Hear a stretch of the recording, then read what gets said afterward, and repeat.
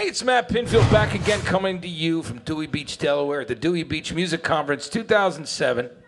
And right now I'm hanging out with two guys from the Crash Moto. Great meeting you guys, man. Great to meet you too. You know, I put on your CD, and boy, did I love when I heard the first one, Giving Up. When I heard that full-on drum kind of like, you know. It's foot stomps It's foot stomping and claps. You know, that thing that started with like Joe Meek and the Dave Clark Five in the 1960s, and still is one of the great calls for arena rock. And let's face it, it has a great start for the song, and then the song just kicks in. Musically, it sounds great. Vocally, I love the track, and it immediately grabs a hold of you. Thank you. Tell me about. There's a story behind that song, Not Giving Up, that you did Not Giving Up. with a stomping and a clapping. Yeah, when we first got signed, we moved into a house to do pre-production. The whole band, 5 of us in a house all day long. And we had this big, like this real open room with a lot of glass windows. Like 15-foot high ceilings. Yeah. And then Tyler, our drummer, came up with this idea for this song should have stomps in it. And we were like, we should just record the stomps and claps. Like, it was like 10 of us in this room. We had it was like a coffee table with like all these empty We had beer. friends over drinking beer. Yeah, so you can like, if you listen really closely, you can hear like on the record, because that was the track that made that actual record, not just our demo.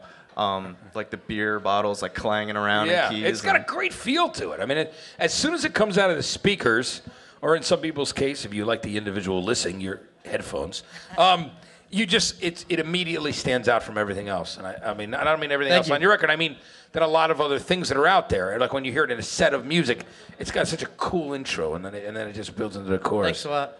So when you brought that to Greg Wattenberg, your producer, who's had many hits. I mean, obviously Superman song, Fight for Fighting, and all those songs.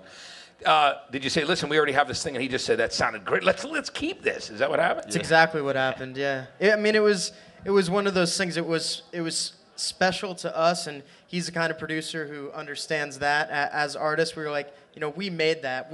That was a moment that was captured, and he was like, sounds great. Let's do it. And flew it into the Pro Tools session. Started tracking drums. That was basically how it happened. That's great. Now, did you do the record in Manhattan, since now that's where he's living in New York? Most of the record we did do in Manhattan, which was great because we were recording the day we signed our contract, literally, in the studio, signed a contract, got to work. No, it's amazing. I think it's great. And the record really sounds, the band sounds great on the record.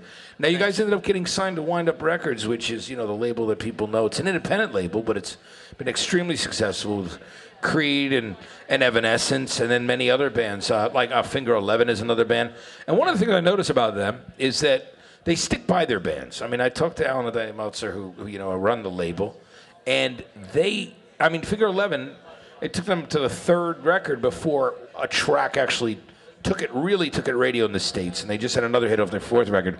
But they don't give up on their bands. It's not that throw it against the wall, see if it sticks, and dump it on its ass vibe that you get at some labels, and I like that devotion. Tell me a bit about that relationship. We've always been a very goal-oriented band. I mean, even in college, I was studying music management and coming to these conferences and learning from panelists, and we had to make that decision. Are we going to stick to the grassroots thing and do it ourselves and see what happens? Or, we felt, our music, it has the potential to become something bigger than what we could do on our own. We want to find a label. And once that process started, we were talking to a number of different types of labels, and Wind Up attracted us the most, I think, because of the fact that they're independent and their motto is developing career artists.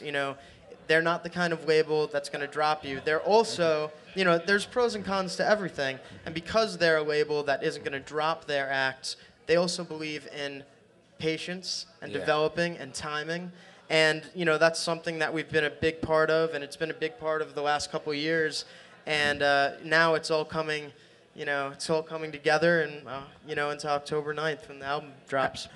Sometimes what you got to say on so many labels, and I'm not trying to disrespect major labels. I worked with them for 5 years, but I'm saying the fact that you're already going to work that moment, you're like, all right, now we're not going to wait a month and get that budgetary thing signed off by 25 people. You guys are going in today. We got something set up for you. That's pretty cool. We had a deadline to make the soundtrack and the movie for Fantastic Four, and which track was in that movie? It's called Waiting, Save Your Life. Wow. And right when we signed with Wind Up, that was the first thing we did, was record a song for that movie. No kidding. And it was a song that we had recorded on our own means originally, and it got a lot of radio attention on Top 40 as independent artists. Yeah. And rose to #1 on a Top 40 playlist and got us a record label attention. Well, you know, it's pretty incredible. If you think about it, they're smart at that point by putting you on a soundtrack. That's how Evanescence broke for Wind Up. They put Bring Me to Life on the Daredevil soundtrack. So if you look at it, I mean, that launched Evanescence's career. And It was a great opportunity for us. Yeah. That movie was shown worldwide, and we have fans worldwide now too, which is great. cool thing. And because of the internet, you'll be able to stay in contact with them and get things moving. Oh, yeah. Where are the farthest reaches of fans that you guys have that you found from doing that soundtrack?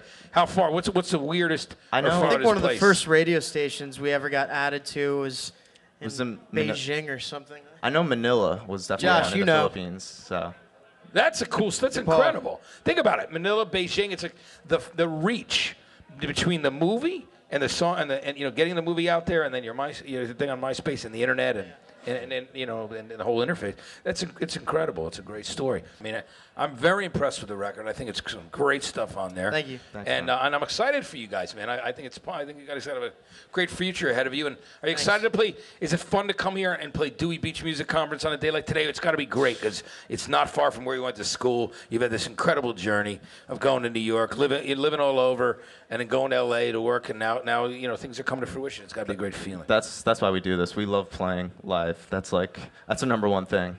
We want to play as much as possible. It kind of feels like coming full circle, as a matter of fact, because this is one of the first great gigs that we felt we ever got as a band in college, and now here we are about to have a national record released in a week, and we're right back where we started in a great feeling and in a great place, Yeah, and a great feeling. You realize that this is where you guys started out, and it's a great conference and great festival, and it's a lot of fun to be here. Yeah. Plus, you'll see some of your friends from school that live in the area, I'm sure, too. Exactly, and Yeah, we've made making their way plenty down. of friends here with other bands through the past couple of years, and so it's kind of like when you're in 6th grade having a camp reunion or something like that. Absolutely. Well, listen, guys, all the best to you. Record Thanks. sounds great. Thanks so much. And why don't we show some people some of your performance right now? Great. We got the Crash Motive right here from Dewey Beach Music Conference 2007. Watch this.